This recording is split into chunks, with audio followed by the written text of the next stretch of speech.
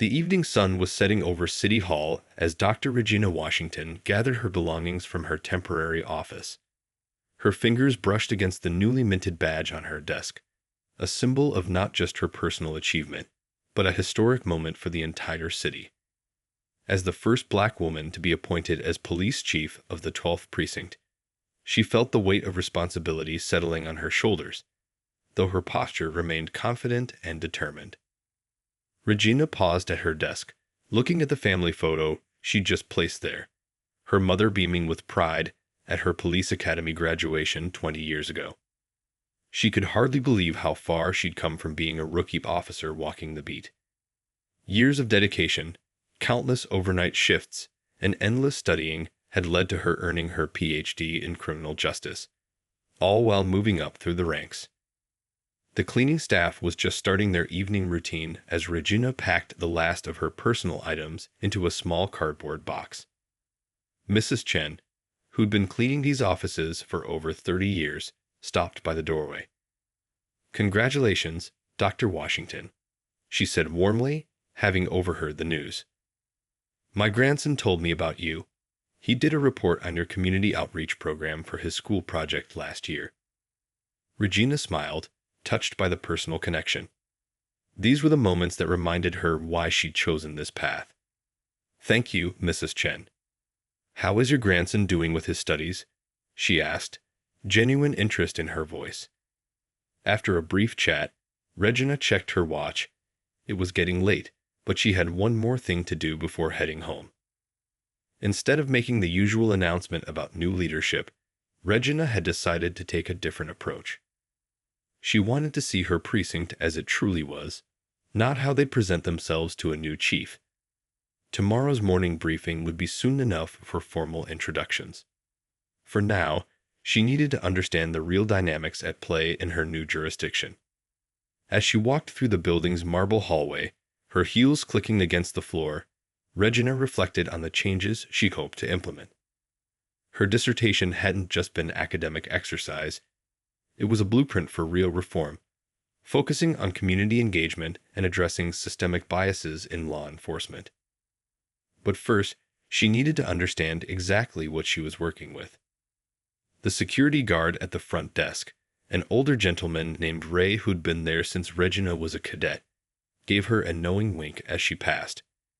"Early day tomorrow, Chief," he asked, emphasizing her new title with a proud smile. Regina had always made a point to chat with Ray during her previous visits to City Hall, and his genuine happiness at her promotion meant more than any formal congratulations. "You know it, Ray," she replied, adjusting her bag on her shoulder. "Keep this between us, though. Tomorrow's going to be interesting." Ray mimed zipping his lips, understanding the importance of discretion. As she pushed through the heavy glass doors into the evening air, Regina felt a mix of excitement and anticipation for what lay ahead.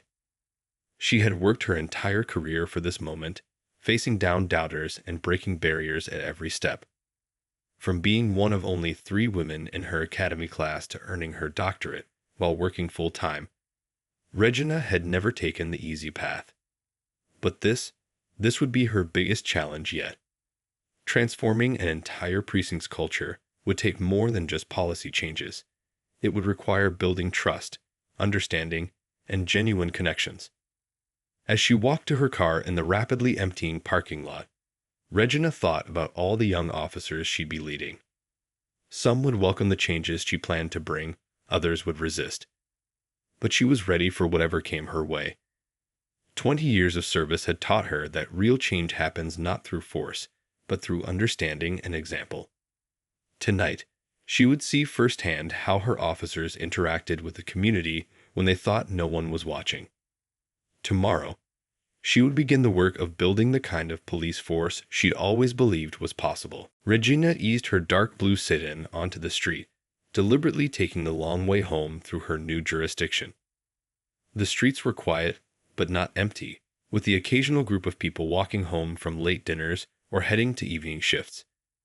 She traded in her usual official vehicle for her personal car tonight, wanting to experience the neighborhood just as any other resident would. The digital clock on her dashboard glowed 9:45 p.m. as she turned onto Oak Street, one of the main arteries running through the precinct. She noticed how the streetlights flickered in some sections while burning bright in others, making mental notes about infrastructure improvements needed in certain areas. A teenager was helping an elderly neighbor carry groceries up their front steps. Regina smiled. These were the small moments of community that often went unnoticed in police reports. As she drove, Regina observed the changing character of the neighborhoods. From the renovated brownstones near the park to the modest apartment buildings a few blocks over, this precinct was a microcosm of the city itself.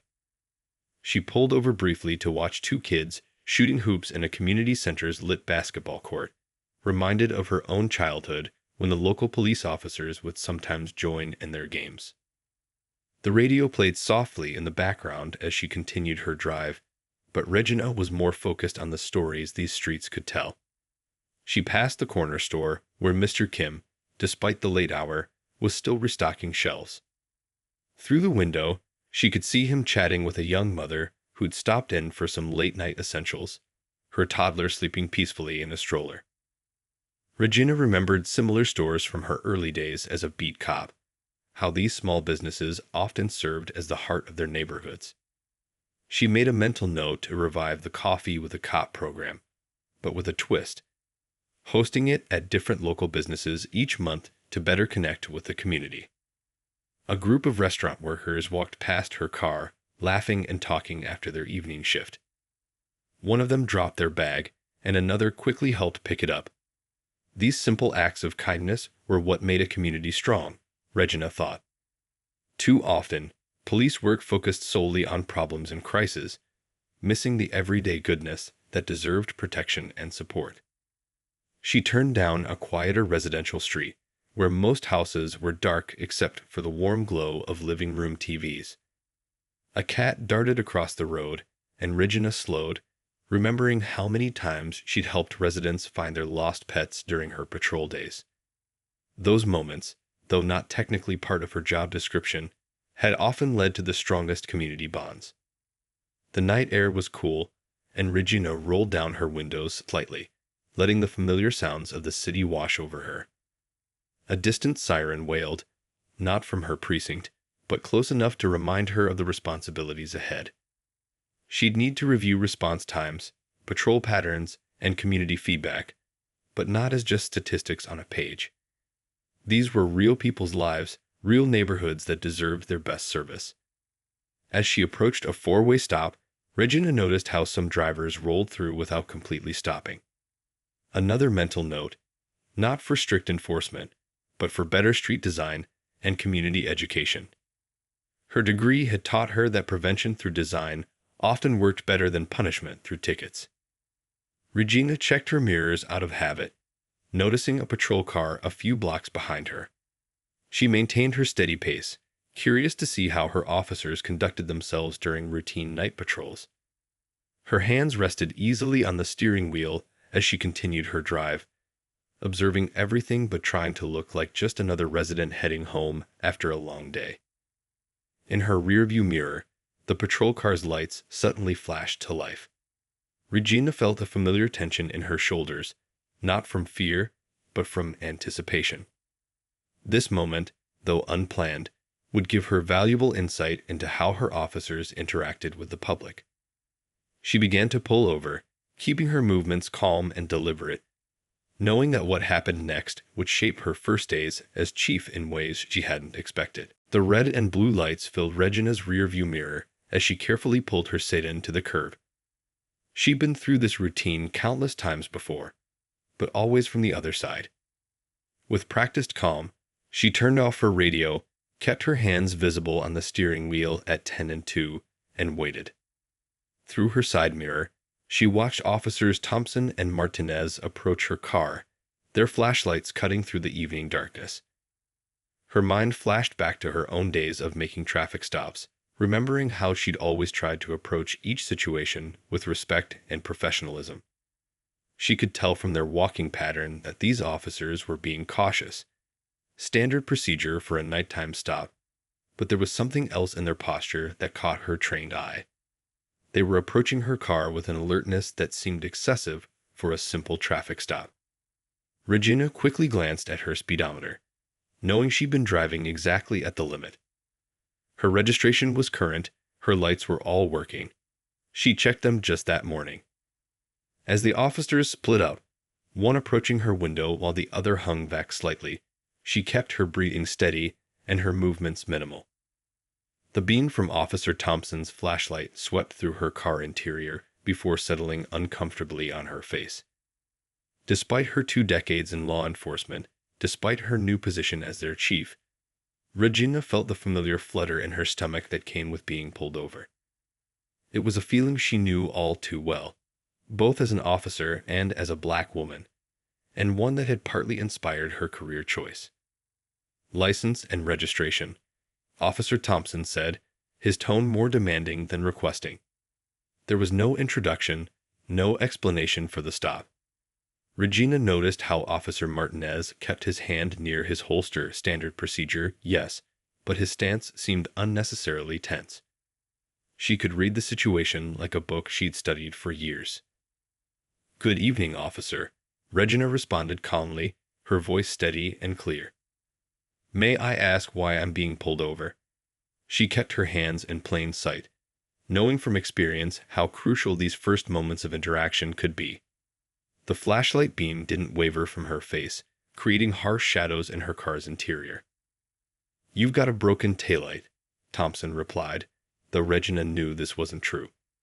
She'd thoroughly checked her car that morning, a habit she developed over years of law enforcement.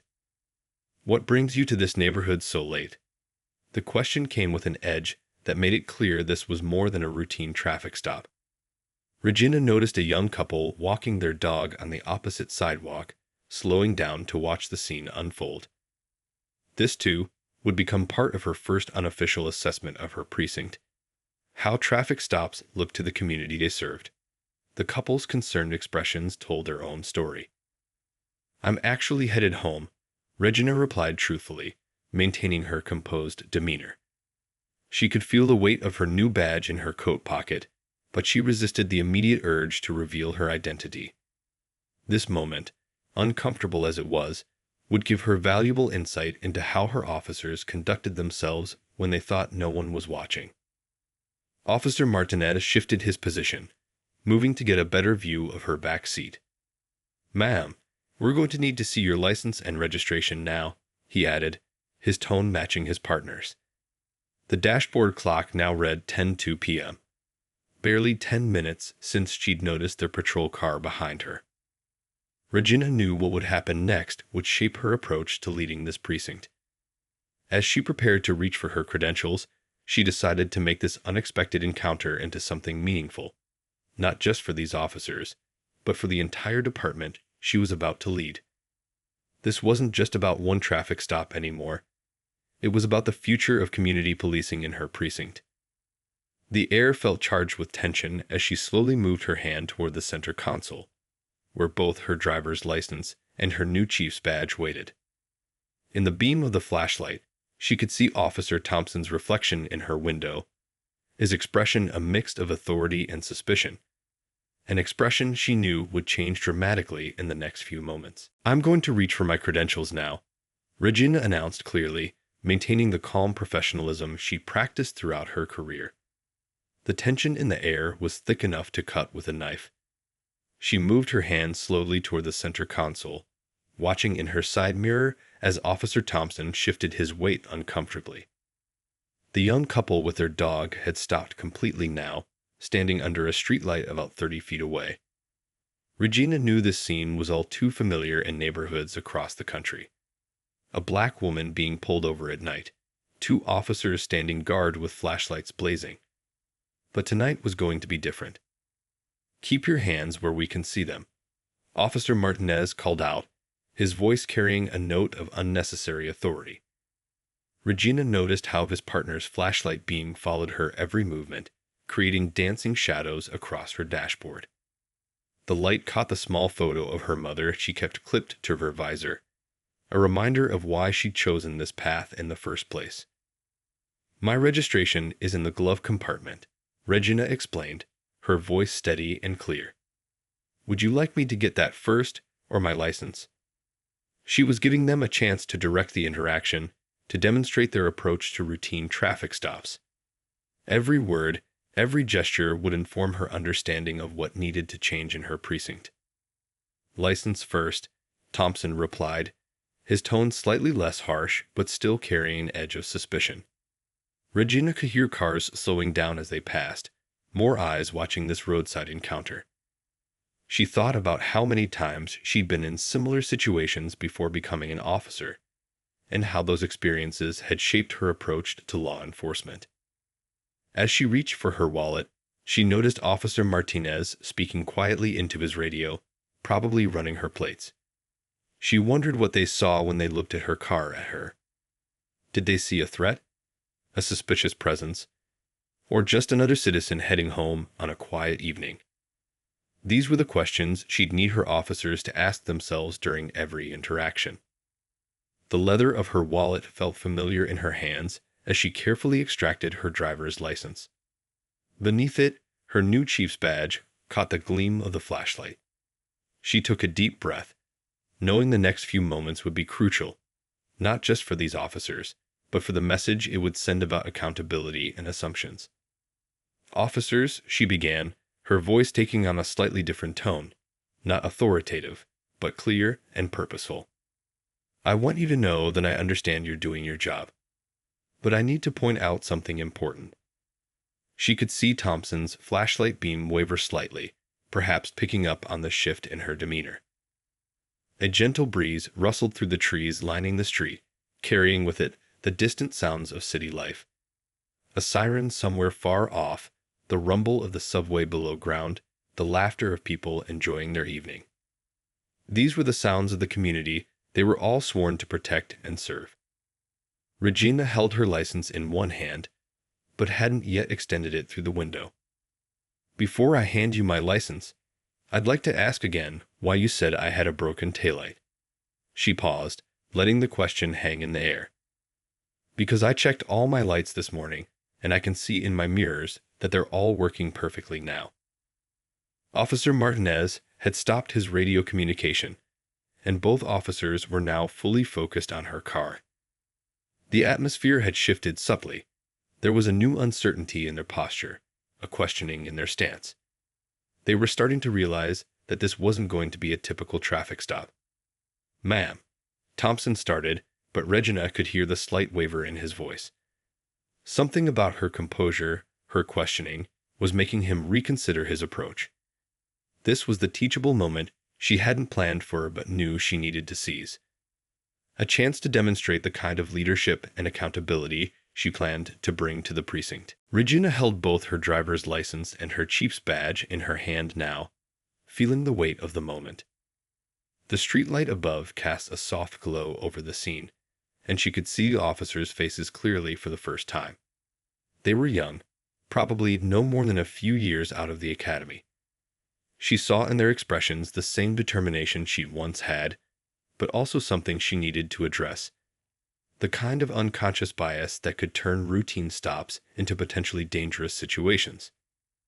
"I'm going to show you two pieces of identification," Regina said, her voice carrying the natural authority she developed over 20 years of service.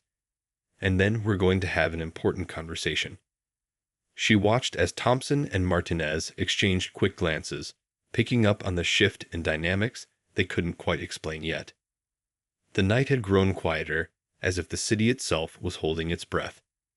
The young couple with their dog had moved closer, phones held low but ready, a sign of the times that Regina understood all too well.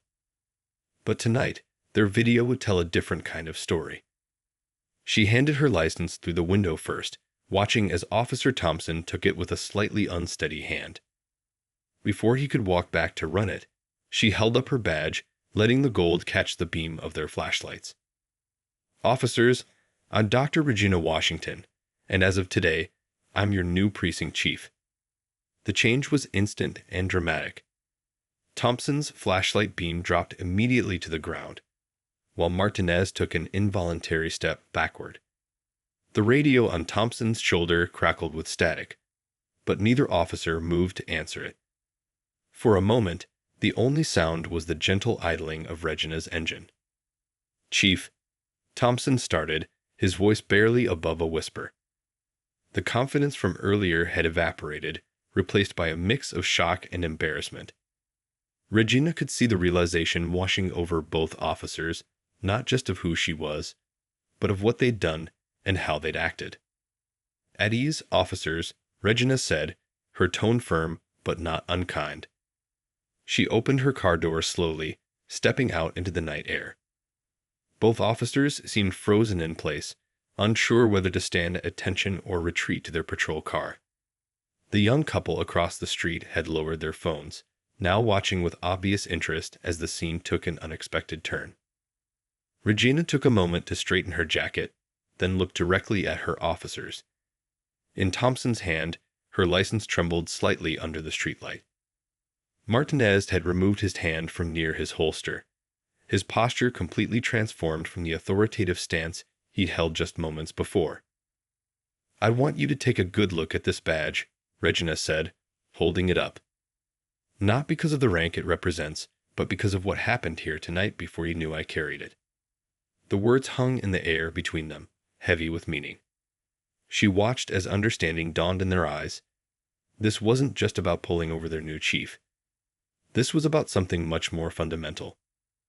A passing car slowed down, its passengers curiously watching the unusual scene. Two officers standing awkwardly while a woman in civilian clothes held up a police badge. Regina knew that tomorrow, word of this encounter would spread through the precinct like wildfire. But that's exactly what she wanted, because sometimes the best lessons come from unexpected moments. "Now," Regina continued, her voice carrying the warmth of a teacher rather than the coldness of a superior officer, "let's talk about why you really pulled me over tonight." She gestured to her perfectly functioning taillights, then back to the officers. "And more importantly, let's talk about how we're going to make sure stops like this don't happen to any other law-abiding citizens in our precinct." The night air had grown cooler, but Regina didn't feel the chill. She stood on the sidewalk with Officers Thompson and Martinez, who looked like they'd rather be anywhere else. The patrol car's lights were still flashing, painting the street in alternating red and blue. Regina reached into her car and turned off the engine. This conversation deserved everyone's full attention. "Let's start with something simple," Regina said, gesturing to a nearby bench. "Why don't we sit down?" The officers hesitated, then followed her lead. The young couple with the dog had finally moved on, but their presence had left an impression. This was exactly the kind of community interaction Regina wanted to address. "Chief, we were just following protocol," Officer Thompson began, his voice uncertain. Regina noticed how he kept fidgeting with his notepad, a nervous habit she recognized from her own early days on the force. Martinez sat perfectly still, as if hoping to disappear into the background. "Tell me about this protocol," Regina said, keeping her voice gentle but firm. "Walk me through your decision-making process." She wasn't here to shame them. She wanted this to be a learning moment. Above them, a streetlight flickered, casting shifting shadows on the sidewalk. Thompson cleared his throat. "We noticed a vehicle moving slowly through the neighborhood, making multiple turns." He trailed off, suddenly aware of how weak these reasons sounded. Regina nodded encouragingly, wanting him to continue. "And, well," he stopped, looking at his partner for help. "And I was black," Regina finished for him, her tone matter-of-fact rather than accusatory. "In what you considered the wrong neighborhood at the wrong time." Both officers stared at the ground, the truth of her words hanging heavy in the air. A group of teenagers walked past, their laughter carrying on the night breeze. Regina watched as both officers tensed slightly at the sound, another teachable moment. "What do you see when you look at those kids?" she asked, gesturing toward the passing group. Martinez spoke for the first time since the revelation. "Potential trouble," he admitted quietly, then looked surprised at his own honesty. Regina nodded, appreciating his candor. I see young people heading home from a movie, she said. I see someone's children, someone's siblings, someone's future. She paused, letting her words sink in. Just like when you saw me, you saw a threat. But I was just someone heading home from work. A cat darted across the street, momentarily drawing their attention. When they looked back, Regina had pulled out her phone. Look at this, she said, showing them a photo. It was her graduation day from the police academy 20 years earlier. I knew even then that I wanted to change things. Not just by being on the force, but by changing how we approach our community. She swiped to another photo, herself with a group of kids at a community center, all smiles and raised hands. This was last year. Those kids now want to be police officers because they saw someone who looked like them wearing the badge. But what happens when those same kids get pulled over for driving slowly or being in the wrong neighborhood? The officers were listening now, really listening. Regina could see it in their posture, in their eyes. This wasn't just another diversity training session. This was real, immediate, and personal. Tomorrow morning, I'm going to address the whole precinct, she continued. But tonight, I want you both to understand something important. She leaned forward slightly, her voice warm but serious. We have a chance to be better, to do better. Not because a manual tells us to, but because it's right. Because every person we stop is someone's family member, someone's loved one. The patrol car's radio crackled with another call, but Martinez made no move to answer it. They knew this moment was more important than a routine check-in. Regina stood up, brushing off her slacks. I'm going to let you decide what to write in your report about tonight, she said. But I want you both to remember how this felt, both before and after you knew who I was. Because tomorrow, we start making changes. The morning sun streamed through the precinct's windows as officers filed into the briefing room. The usual chatter filled the air, coffee cups clinked, chairs scraped across the floor, and snippets of conversation about last night's patrols bounced off the walls. Officers Thompson and Martinez sat quietly in the back, both looking like they hadn't slept much. The room smelled of coffee and fresh donuts someone had brought in, a normal start to what everyone expected to be a normal morning briefing. The shift supervisor cleared his throat, ready to begin the day's announcements, when the door opened. The room fell silent as Regina walked in, now dressed in her full chief's uniform. Several officers straightened in their chairs, others looked confused. In the back, Thompson and Martinez seemed to sink lower in their seats. Regina walked to the front of the room with confident steps, her badge catching the morning light. The shift supervisor, who hadn't been informed of her appointment either, quickly stepped aside. Good morning, officers, Regina began, her voice carrying to every corner of the room. I'm Dr. Regina Washington, and as of yesterday, I'm your new chief. She paused, letting the news sink in. Whispers rippled through the room like waves on a pond. A few officers exchanged knowing looks. Word of last night's traffic stop had already started spreading. Some of you may have already heard about an incident that occurred last night, she continued, her eyes scanning the room. And I want to address it directly because it perfectly illustrates the first changes we need to make in this precinct. She moved away from the podium, choosing instead to stand closer to her officers. The morning traffic outside created a gentle background hum as Regina shared the story of her stop. She didn't name Thompson and Martinez. This wasn't about embarrassing anyone.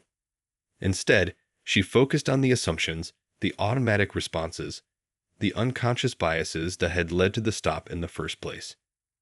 Every person we stop, every citizen we interact with, has a story, she explained, walking slowly between the rows of chairs. Their teachers heading home from late meetings, nurses going to night shifts, parents rushing to pick up their kids. She stopped beside a desk where someone had left their family photo. They're someone's family member, just like each of you is someone's family member. An air conditioning unit kicked on, blowing cool air through the warm room. Regina could see the officers processing her words, some nodding, others looking thoughtful, a few shifting uncomfortably in their seats. She pulled out her phone and connected it to the room's projector. Images filled the screen behind her, statistics, charts, but also faces. Community members at local events, children playing at park cleanups, elderly residents at neighborhood meetings. These are our people, she said firmly. All of them. Not just the ones who look like us or live in the right neighborhoods. She clicked to another slide showing the precinct's stop statistics from the past year. The numbers told a clear story of disparity that couldn't be ignored. This isn't about blame, Regina assured them, her voice warm but determined. This is about growth, about being better tomorrow than we are today.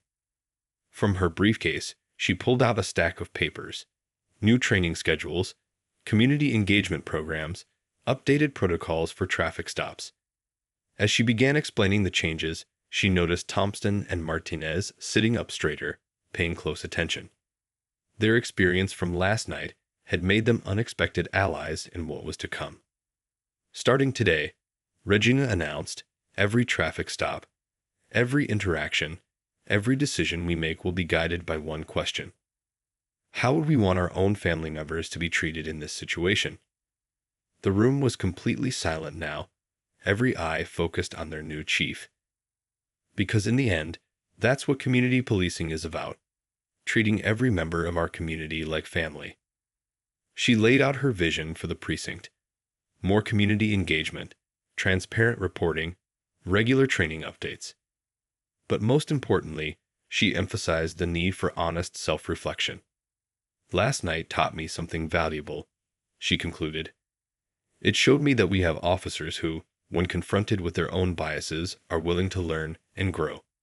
That's exactly what we need to build a better department. 6 months passed like turning pages in a book, each day bringing new changes to the precinct.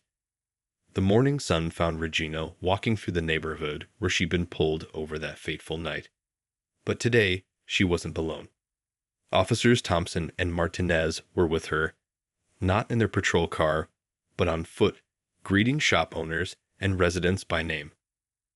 "Morning, Mrs. Lee." Thompson called out to the elderly woman sweeping her store's front step. She waved back with a smile, a small gesture that would have seemed impossible half a year ago. Martinez stopped to help a kid who dropped his backpack, school supplies scattered across the sidewalk. These weren't just routine patrols anymore, they were building real connections. Back at the precinct, the walls had changed. Gone were the stern-faced wanted posters and cold statistics. Now, community event photos covered the bulletin boards. Officers playing basketball with local kids, helping at food drives, attending neighborhood meetings. But the real changes went much deeper than decoration. Regina sat in her office, reviewing the latest reports. The numbers told a story of transformation. Traffic stops had decreased by 40%, but community tips and cooperation had increased by 60%. Every stop was now recorded, reviewed, and used as a teaching tool. Officers were required to explain their reasons for each stop, and more importantly, to question their own motivations. The door opened and Officer Thompson walked in, carrying a folder of his own. "Chief," he said, no longer the nervous rookie from that night. "We've got the final numbers from the youth mentoring program." His face broke into a proud smile as he handed over the report. 15 local teenagers, who once viewed police with suspicion, had signed up to learn about law enforcement careers. Outside, the sound of children's laughter drifted through the window. The precinct had turned its parking lot into a community playground during off hours, an idea that came from Martinez after remembering how his own childhood fears of police had started with forbidding-looking buildings and empty lots. Regina's phone buzzed with a text from her mother. "Saw your precinct on the news again. Good things this time." She smiled, remembering how worried her mother had been about her taking this position. The local news had indeed picked up on the changes. Last week, they'd run a story about the precinct's new approach to community policing, featuring interviews with residents who'd noticed the difference. A group of officers gathered in the break room, but they weren't just having coffee. They were reviewing body camera footage from recent stops, discussing what went well and what could have been handled better. This kind of self-reflection had become part of the daily routine, turning every interaction into a learning opportunity. The community center down the street, once a place where kids were warned to avoid police, now hosted weekly chat with an officer sessions. Today's topic was traffic safety, but these meetings often evolved into deeper conversations about trust, respect, and understanding. Officers who once sat stiffly in their uniforms now leaned forward, engaged in real dialogue with residents.